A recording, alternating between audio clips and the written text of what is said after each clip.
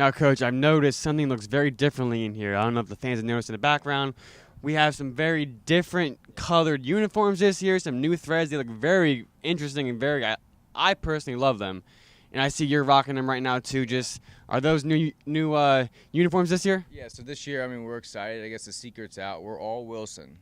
So one of the things we put in place this year is partnering up with the best baseball brand in the world. We have unbelievable Wilson Pro uniforms. We'll be one of the only teams in the program with the names on the back. I think it's a nice touch for our home jerseys. And they're unbelievable product, but that doesn't stop there. We're Wilson, everything else, helmets, gear, batting gloves, and they've been unreal to us. They've been really with open arms, and they're excited for our future. They believe in us, and so I'm excited to let the cat out of the bag with these Wilson uniforms. We're trying to keep it a secret as much as possible, but it's out now. So, Coach, I understand for this week's episode you wanted to do a little bit something differently, correct? So let's meet the 2019 FDU Baseball Assistant Coaches. Joined by Assistant Coach Eric Anderson. Eric, how you doing today? Good. How are you? I want to hear more about you. Your background, your situation, your story. You played here, didn't you? Yes, I did. So my background is a little bit. I'm from Bergen County originally. Grew up here. Attended Northern Highlands Regional High School. Came here in the summer, fall of 2009. Played 2010, 11, 12, and 13. Now, that 2012 year was a special year for you guys. You broke a long drought going to the NEC tournament. You hit some home runs, RBIs. Talk about that season and what it meant, not only for you, but for Coach Puccio and this whole program in general. Yeah, that season was definitely something special. I could just tell you right off the bat that from the very first series, I could tell that we were going to have kind of a different team that year. I was, on an incredible streak myself. I think I batted around 450 the first 25 games of the season. And just from, the start of the season till when we clinched versus, LIU, it was just, incredible run. Now, why exactly did you choose Fairleigh Dickinson University? Was it the alumni? What did the coaches say to you to persuade you to choose this school? I mainly wanted to become a two-way guy, so that's mainly why I chose to, come to Fairleigh Dickinson. Obviously, playing Division I was very important to me.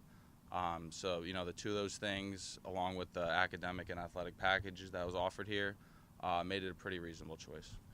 Now, growing up as a kid playing, Little League, high school, maybe some Legion baseball, how would you describe yourself as a player? How did you grow up into that, and what did you improve on when you grew up?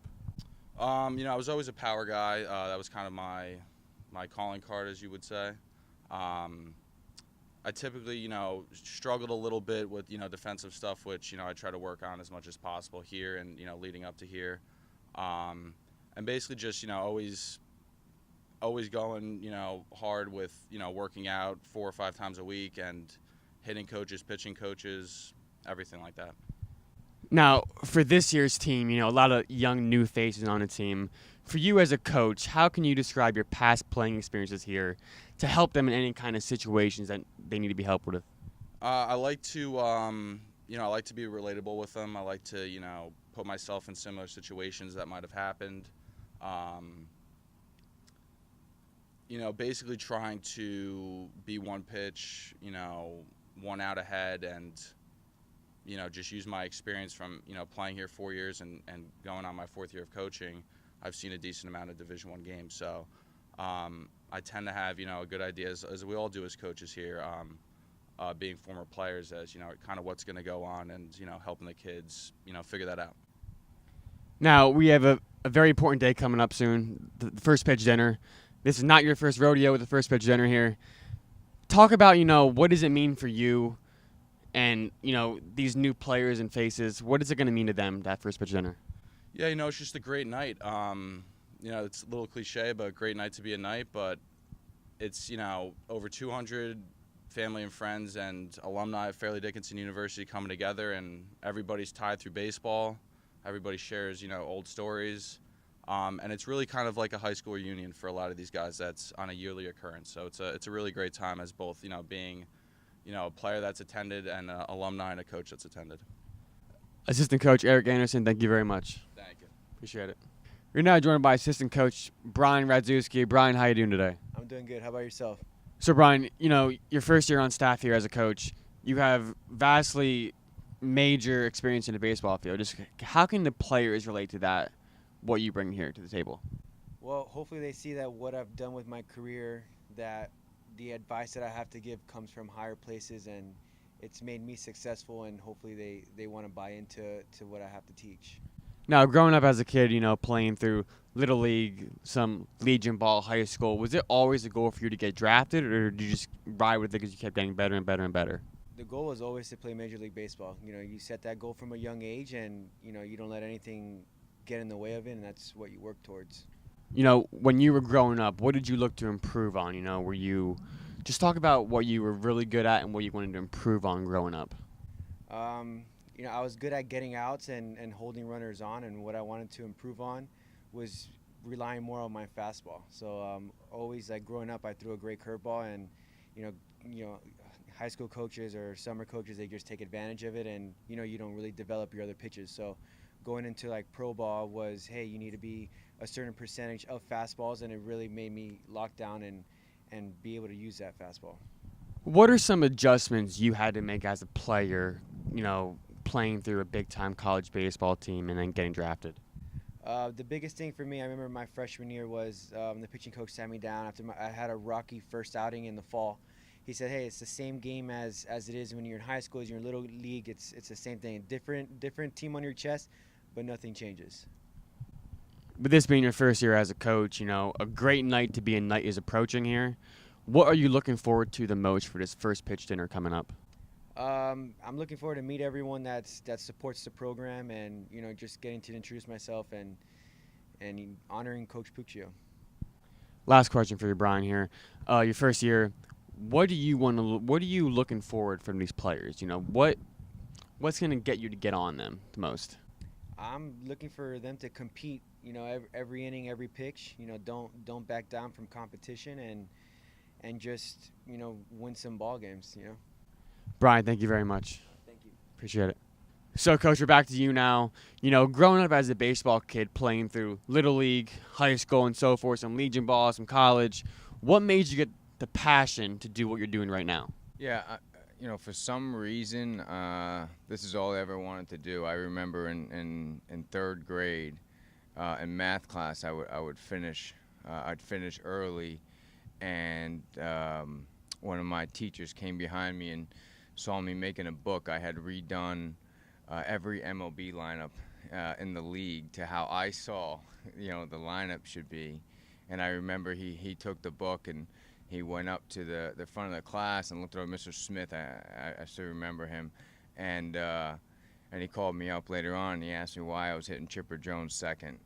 So I answered, I thought it'd get him more at-bats over 162 games. So I've always kind of did that. I would beg my father to coach my Little League team so I could make the lineups. And if you ask any of my coaches throughout my career, I thought I was a coach, as well. So I apologize, to them. But it's just what I've always wanted to do, is coach. And so, yeah, when I hand this lineup in on February 22nd, down in Davidson University, I'll be turning over a lineup. That's something I've always wanted to do. Now, a lot of coaches have their likes and dislikes. You love recruiting. Why do you love recruiting so much? Why is it such a passion for you? Yeah, I think what is the most appealing at the Division I college level, opposed to saying going in pro ball coaching, is that you can play GM and coach, and developer. So I love piecing together a team. When I was younger, I would play video games, and what I would do is I would simulate the whole season, just play the playoffs, and then I would rebuild. Then I would work on structuring the team, and then I would do the same thing over and over again. And I'd be 10 years down, so there's a lot of projection that came with that, figuring out salaries, which is scholarship money, and so that's just kind of how my mold is. I've loved the idea of piecing together the team. This guy can help us here. This guy can be defensive here. This guy's going to give us this, and then seeing it in the field, seeing it unfold. So that's that's why I love recruiting. I love establishing relationships. I also noticed myself as a coach that when a player, I've gone through the recruiting process with the player, it means a lot to me, and so I really tell my Brian and Eric, if you like somebody, help me get out there, help me see them, help me establish a relationship with them, because I feel it goes a long way when they are here. Now, I want to hear more about you as a player. So, growing up, you're developing your body and your skill set. What were you looking to improve the most in your game? Yeah, so I had a very unique playing experience. I mean, my first 2 years of high school were in California, and I had, I when I was back in New York prior to that, I played 3 sports, basketball and football as well. So when I went to California, I just focused on one, and I played baseball probably 125, games year round. And then, midway through my sophomore year, I got moved back to Albany, New York, and had an 18-game high school season. So I went back to playing 3 sports, back in Albany, New York. And, my big thing was, the biggest factor when I got to college and I played at Briarcliff College and back when it was the junior colleges, was the body development. I mean, I gained about 10, 15 pounds between my freshman and sophomore year, which was a huge component for me. But for me, my biggest aspect was the body and just the experience and learning. And the more I played, the better competition I thought, the better I got. And then most significantly was being on winning teams. We won the first section championship in my high school's history at Shaker High School. We won the first USCA national championship in Briarcliff history when I was a player there. So I'd like to be, I feel like I have no choice but try to be part of winning teams. I mean, that's just what I'm here, what I'm in the sport for. Now, your assistant coaches, Brian and Eric, what are they going to bring to the table for the 2019 baseball team? Yeah, so we'll start with Eric.